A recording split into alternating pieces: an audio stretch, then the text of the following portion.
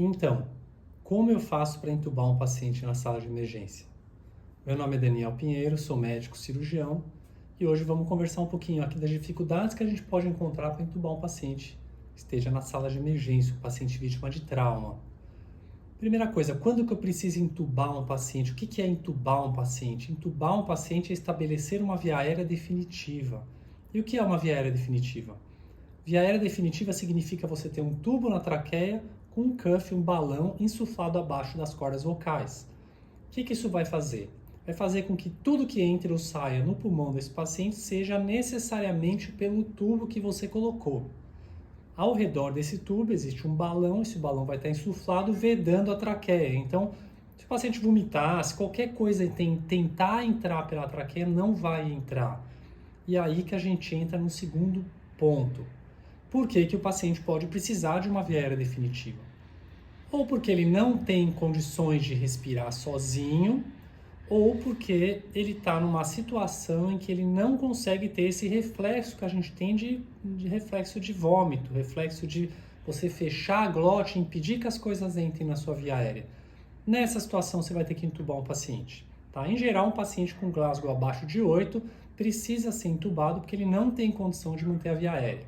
Então, estabelecida a necessidade da intubação, a gente vai começar o processo de intubação orotraqueal, que é passar um tubo através da boca pela traqueia do paciente. Isso pode ser muito simples ou pode ser muito complicado. E todos nós vamos passar ou já passamos por situações em que é muito difícil intubar um paciente na sala de emergência.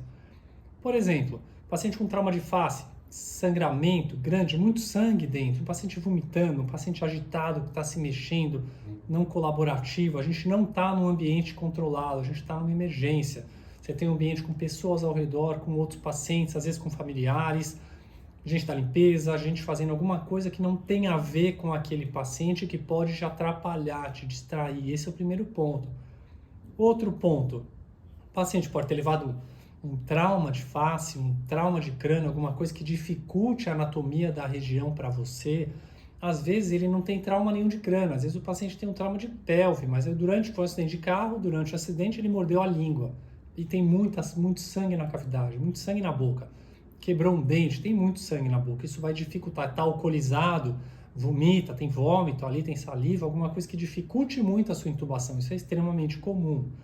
Então, a primeira coisa que eu tenho que fazer quando eu tiver uma necessidade de intubação, uma emergência, é chamar ajuda. Quem que eu chamo para me ajudar? Um colega seu de plantão, um médico que esteja ali, que possa te ajudar, a enfermagem que está ali, então um enfermeiro, um técnico que possa ficar do seu lado, e o material tem que estar todo separado. Então, esse material vai ser checado na sua entrada no plantão. Que material que eu preciso? Um aspirador conectado na sucção para estar realmente aspirando, uma lâmina e um laringoscópio que unidos vão fazer você visualizar o que você quer visualizar para entubar, as cordas vocais, esse é o nosso objetivo, funcionando com luz, e tubos de intubação orotraqueal. E que tubo que eu vou usar? O tubo ele é numerado de meio em meio, então você tem o tubo 6, 6,5, 7, 7,5, que número eu uso? A grosso modo você vai usar em pessoas menores, mulheres, pessoas adultos pequenos, você vai usar 7 ou 7,5. Em adultos grandes, 7,5 ou 8. Na dúvida, escolha o menor número. Por quê? O que acontece se eu tentar entubar um paciente com um tubo muito grande, maior que a traqueia dele? Não vai passar. Então, o que acontece se eu for entubar um paciente que cabe um tubo 9 ali, eu passo um 7? Vai sobrar? Vai sobrar, mas na hora que eu insuflar o cuff, aquilo ali vai vedar, a via aérea vai ficar vedada, vai ficar protegida. Ah, mas o tubo é muito pequeno para ele. Isso não quer dizer que ele não vai estar ventilando bem. Você pode eventualmente mais para frente trocar esse tubo. O importante é que você resolva o problema ali na hora. Então eu vou ter esses tubos ali separados para entubar. Chegou o paciente, ele vai estar com colar cervical. Muitas vezes você não vai poder tirar aquele colar cervical, e se você tirar, você vai ter que pedir alguém para segurar a cabeça, para impedir que você hiperestenda o pescoço daquele paciente. Então, estabelecida essa necessidade de colar cervical, essa necessidade de fixar a cabeça, está também estabelecida a sua dificuldade. Por quê? Quanto mais eu hiperestender a cabeça do paciente, mais fácil é de eu entubar. Só que eu não posso fazer isso no trauma. Eu estou numa situação em que a coluna cervical pode estar comprometida. Então, o que eu vou fazer ali? Eu vou entubar o paciente nessa situação. Como que eu começo? Primeira coisa que eu tenho que fazer é oxigenar esse paciente. Então, vou ter uma máscara, um ambu conectado na fonte de oxigênio, vou jogar o oxigênio para dentro do pulmão, ventilar ele para que ele possa ter uma reserva respiratória maior, porque ele está ali naquela situação de hipóxia, ele não está ventilando bem. Tendo essa situação, eu vou preparar o meu laringoscópio, o meu tubo de intubação e o meu aspirador.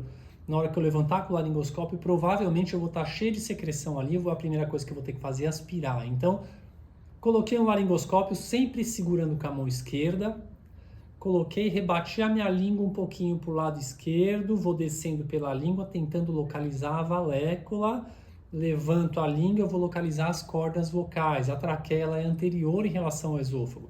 Então, se eu colocar o tubo sem visualizar as cordas vocais, certamente ele vai para o esôfago. Ah, eu passei o primeiro tubo, eu vou colocar o segundo, ele vai bater e vai para a traqueia. Não vai. Ele vai acabar entrando no esôfago junto com o outro e eu posso causar laceração no paciente e mais sangramento. Então, não quero fazer isso.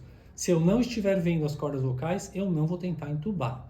Então, desci com o meu laringoscópio. Tá cheio de sangue? Aspira. Cheio de líquido? Aspira. Com calma, você vai aspirar toda aquela região. Clareou? Vou tentar entubar. Não clareou? Tira o laringoscópio, ambusa de novo, checa a saturação do paciente, ventila ele, tira, tenta de novo, coloca o laringoscópio, desce pela língua, rebatendo a língua para o lado esquerdo, olhei a valécula, levantei, vi minhas cordas vocais, é ali que eu vou passar o tubo com a mão direita. Passo o tubo com cuidado, vi ele passando pelas cordas vocais, somente quando eu tiver visto, passo. Tiro o meu laringoscópio, seguro o tubo com força para ele não sair, tiro o meu fio guia, caso eu tenha usado, insuflo o meu cuff, o paciente está entubado. O que eu vou fazer? A primeira coisa, auscultar. Então eu vou ambusar, jogar ar ali para dentro. O primeiro lugar que eu coloco no estetoscópio é no epigástrio, eu preciso checar o estômago. Se eu ambusar e ver que o ar está indo para o estômago, eu tiro aquele tubo imediatamente, eu entubei o esôfago. Então, eu escutei o estômago, depois eu escuto o pulmão dos dois lados para verificar se eu não fiz uma intubação seletiva, se eu não empurrei o tubo demais e acabei intubando mais um lado do que o outro e estou ventilando só um pulmão. Se isso tiver acontecido, é só eu desinsuflar um pouquinho o cuff, puxar um pouquinho, insuflar de novo e eu escutar e eu vou ter uma intubação estabelecida. Esse paciente está com a via aérea definitiva estabelecida. É isso que eu quero. Vão ter situações em que você não vai conseguir intubar? Sim, certamente vão ter essas situações. Que nem você, nem o seu colega e nem ninguém que esteja ali vai conseguir intubar o paciente. E esse paciente vai ter que ser submetido provavelmente a uma via aérea cirúrgica. E isso é um assunto para um próximo vídeo. Então, se você gostou desse vídeo, curte, compartilha, se inscreve no nosso canal, que isso vai ajudar muito a gente a continuar gravando outros vídeos. Até mais, pessoal!